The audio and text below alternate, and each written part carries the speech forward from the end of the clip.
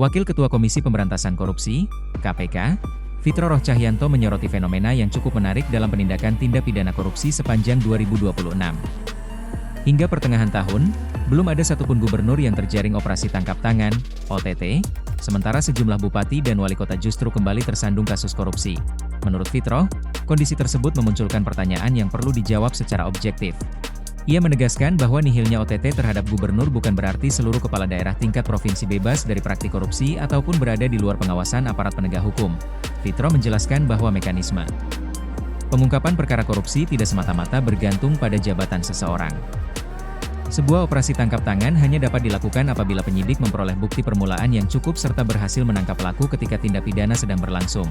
Ia menambahkan, banyak perkara korupsi saat ini justru diungkap melalui pengembangan penyidikan, audit investigatif, maupun laporan masyarakat, sehingga tidak seluruh kasus berakhir dengan operasi tangkap tangan. Lebih lanjut, Fitro menilai pola korupsi di tingkat pemerintahan daerah mengalami perubahan. Menurutnya, modus operandi semakin kompleks sehingga aparat penegak hukum dituntut mengembangkan metode penanganan perkara yang lebih adaptif dibanding hanya mengandalkan OTT. Fitro juga menegaskan bahwa KPK tidak pernah membedakan penanganan perkara berdasarkan jabatan pelaku. Ia memastikan seluruh penyelenggara negara, baik gubernur, bupati, wali kota maupun pejabat pusat memiliki kedudukan yang sama di hadapan hukum apabila ditemukan alat bukti yang memadai. Dalam kesempatan tersebut, Fitro turut mengajak masyarakat untuk aktif melaporkan dugaan tindak pidana korupsi.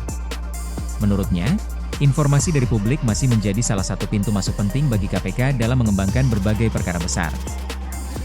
Sementara itu, sejumlah pengamat anti korupsi menilai menurunnya jumlah OTT dalam beberapa tahun terakhir tidak dapat dijadikan ukuran melemahnya pemberantasan korupsi. Mereka berpendapat keberhasilan penegakan hukum juga ditentukan oleh kualitas penyidikan, keberhasilan aset recovery, hingga kemampuan membongkar jaringan korupsi yang lebih besar. Perdebatan mengenai efektivitas OTT pun kembali mengemuka. Di satu sisi, operasi tangkap tangan dianggap sebagai instrumen yang mampu memberikan efek kejut kepada pelaku korupsi. Namun di sisi lain, muncul pandangan bahwa pemberantasan korupsi perlu lebih banyak diarahkan pada pembongkaran skema korupsi yang terstruktur dan melibatkan aktor-aktor utama. Hingga kini, KPK menegaskan akan terus melakukan penindakan tanpa memandang jabatan maupun latar belakang pelaku. Lembaga anti rasuah itu memastikan seluruh perkara akan diproses berdasarkan alat bukti dan ketentuan hukum yang berlaku.